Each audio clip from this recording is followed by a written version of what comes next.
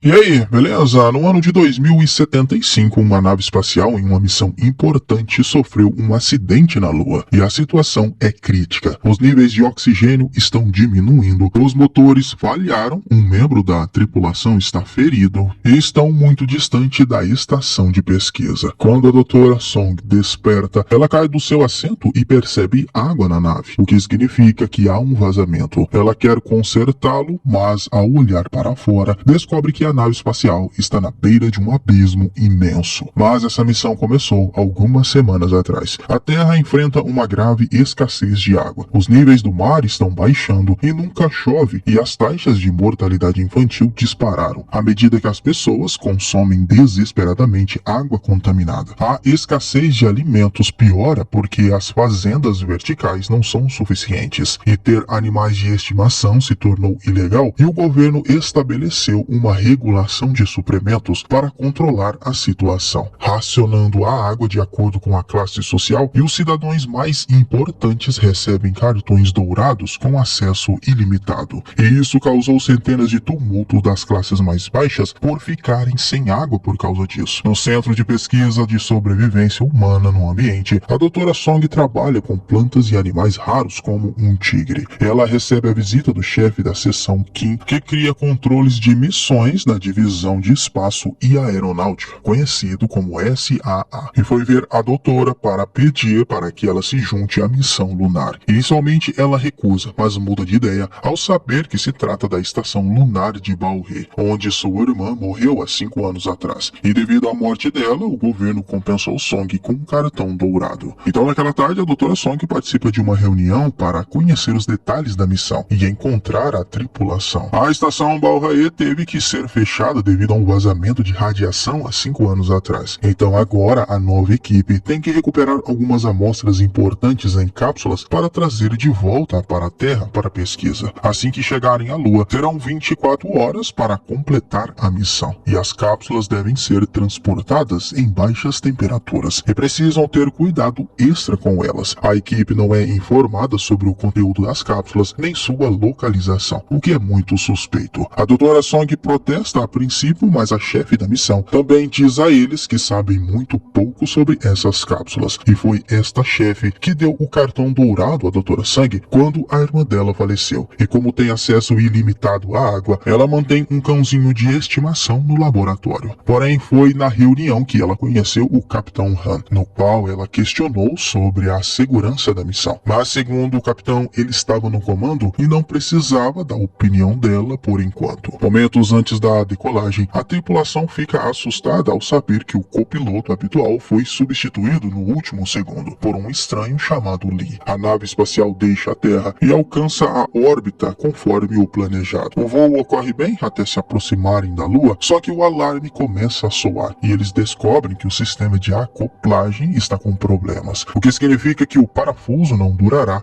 quando eles entrarem na órbita para a aterrissagem. Como não conseguem contactar a SAA, decidem liberar o módulo de aterrissagem mais cedo. Infelizmente, o motor principal ignora os comandos e eles têm que mudar para o modo manual de controle de impulso, que também não funciona, mas conseguem deixar a nave alinhada. Assim, ela cai no solo lunar e desliza até ficar presa de cabeça para baixo na beira de um abismo. Momentos depois, a tripulação se prepara e tenta abrir a porta, o que faz com que a nave deslize um pouco mais. Algumas partes da nave começam a cair e a tripulação desvia, mas um objeto quebra a janela e a doutora Song escorrega para fora e consegue se segurar no último segundo. O Capitão Han cuidadosamente pega sua mão para trazê-la de volta para dentro. Depois todos saem para a órbita da Lua e alguns segundos depois assistem a nave espacial deslizar para baixo e cair no abismo. Não há comunicação com a SAA e a estação está um pouco mais de 7 km de distância, mas considerando o oxigênio limitado, eles não têm escolha a não ser caminhar em direção à estação lunar. Depois de caminharem por cerca de 7 km